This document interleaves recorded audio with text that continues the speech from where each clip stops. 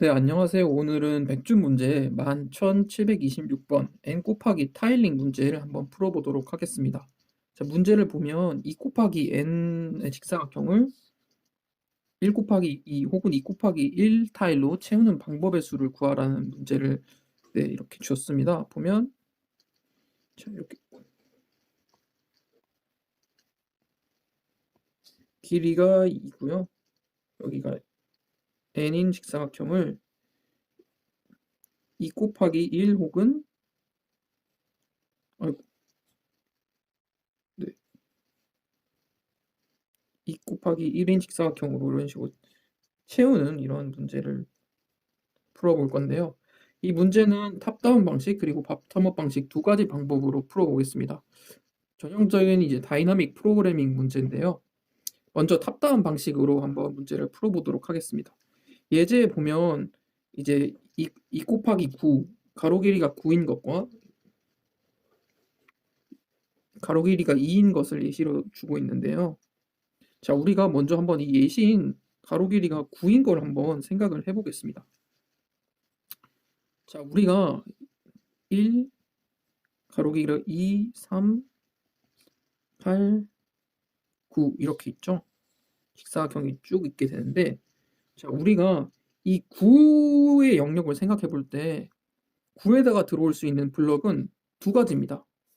이 세로형 길이가 올 수 있고 가로형이 이렇게 9에 올 수 있겠죠. 물론 이 경우에는 가로가 이렇게 길니까 8, 9 이렇게 오거나 혹은 9에는 이 두 가지가 올 수 있게 되어 있습니다. 맞죠?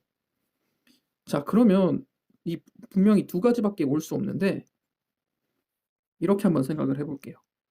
9가 있을 때 우리의 선택지는 세로막대를 세우거나 혹은 가로막대를 세우는 거예요.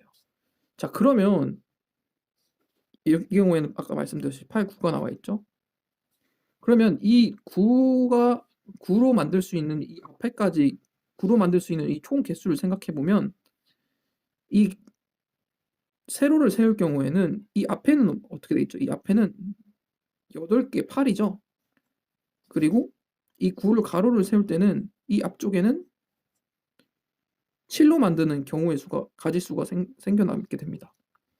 자, 그러면 다시 말해서 세로를 세울 때는 8개를 채우는 방법의 수와 가로를 세울 때는 앞에 7개를 채우는 가지의 수를 더했을 때는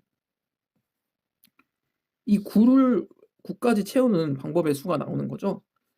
자, 그러면 반대로 그러면 이 8을 앞에서 이 8의 사각형을 채우는 방법의 수를 한번 생각을 해봤을 때는 이 8도 마찬가지로 이 8을 채우는 방법은 가로로 채웠거나 혹은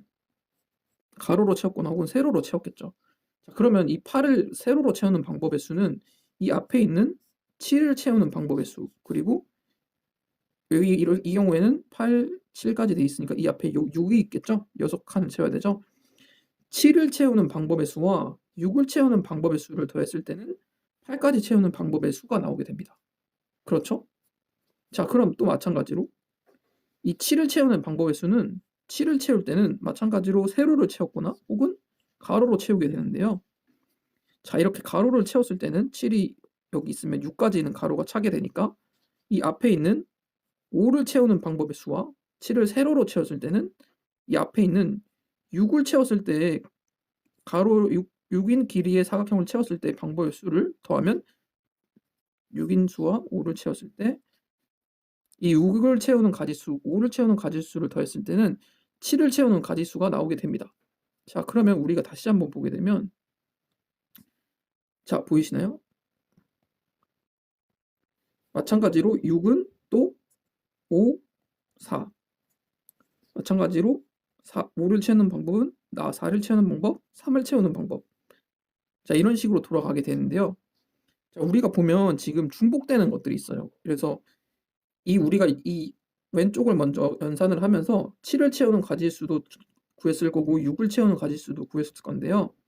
7은 여기 중복이 되고 6도 이렇게 중복이 되죠. 그리고 5는 이런 식으로 중복이 될 것이고요. 한번 밑에 연산을 했던 거는 굳이 우리가 다시 연산을 해줄 필요가 없겠죠. 그래서 이렇게 타고 내려가면서 연산을 계산을 해주고 그 과정들을 이제 우리가 메모를 해뒀다가 같은 값을 이제 구할 때는 그 메모해둔 데서 값을 가져오는 방식으로 한번 풀어보도록 하겠습니다. 이런 식으로 쭉 내려가다 보면 결국 마지막에 하나 혹은 두 가지 경우가 나올 텐데요. 1일 경우에는 이 가로 1인 길이를 채운 거는 한 가지 방법일 수밖에 없을 거고, 이 2를 채우는 방법의 수는 이렇게 채우거나 혹은 이렇게 두 가지가 나오겠죠. 자, 그러면 이걸 먼저 한번 코드로 한번 보도록 하겠습니다. 이렇게 해서 이 탑다운 방식으로 구한 다음에 바텀업 방식으로도 코드를 한번 살펴보도록 할게요. 자, 그럼 한번 풀어보도록 하겠습니다. 먼저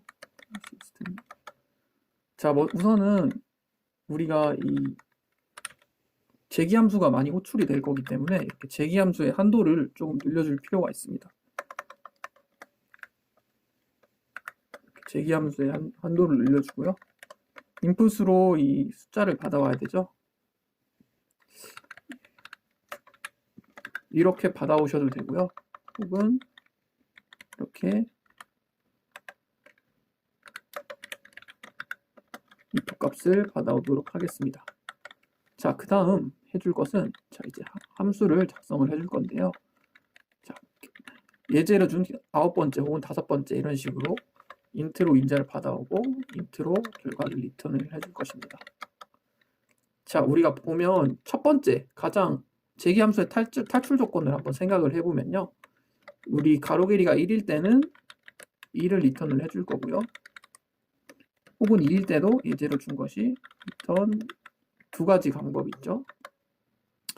자, 만약에 1 혹은 2가 아닐 때는 어떻게 될까요? 이 K번째는 K-3번째 이게 경우가 세로로 넣는 경우죠. 세로로 놓을 가장 이 K번째 세로로 놓을 경우에는 K번째 바로 하나 전의 가지수에다가 세로를 한번 놓는 방법, 그리고 가로로 놓을 경우에는 그 앞까지 가로가 K-2번째 오는 가지수는 가로를 놓으면 되고 K-1번째에서 세로로 놓는 방법을 수를 구하면 이제 네, 방법의 수가 이렇게 나올 거예요.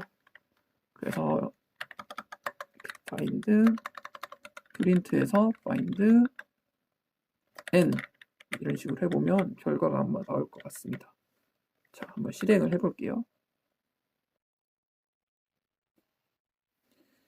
자, 9를 입력하게 됐을 경우에는 55 이런 식으로 잘 출력하게 되어 있을 거고요. 자, 근데 이 경우에 지금 우리가 한 가지 문제점이 아까 봤던 것이 우리가 한번 연산한 K가 또다시 계속 호출되게 되어 있습니다. 자, 그렇기 때문에 한번 연산한 경우에는 다시 연산하지 않도록 딕셔너리를 하나 생성을 해서 여기다가 테이블 혹은 메모로 이렇게 딕셔너리를 하나 생성을 해주고 이렇게 연산을 했을 때는 연산의 결과를 메모 다시 K번째 연산한 결과를 이렇게 저장을 해줄 것이고요. 그리고 만약에 if K가 한번 연산을 했던 경우, 이미 메모에서 연산을 해준 경우에는 return 메모 K. 자, 이렇게 해줬을 때는 아마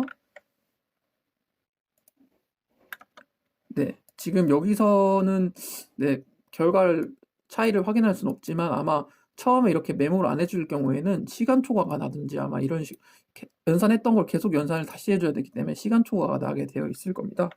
자, 그래서 첫 번째 탑다운 방식에서는 이렇게 풀 경우에는 네, 맞다, 여기 문제상에서 나머지를 이런 식으로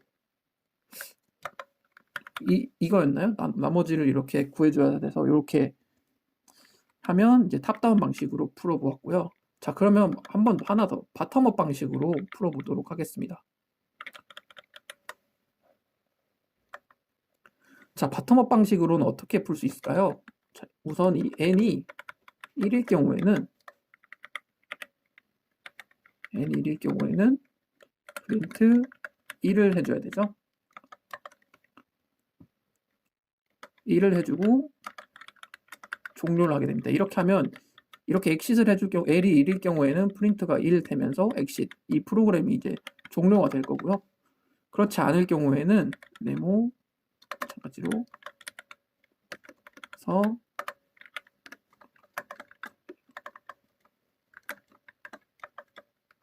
n 플러스 1개를 이제 메모 이 공간에다가 이제 만들어 줄 것이고요.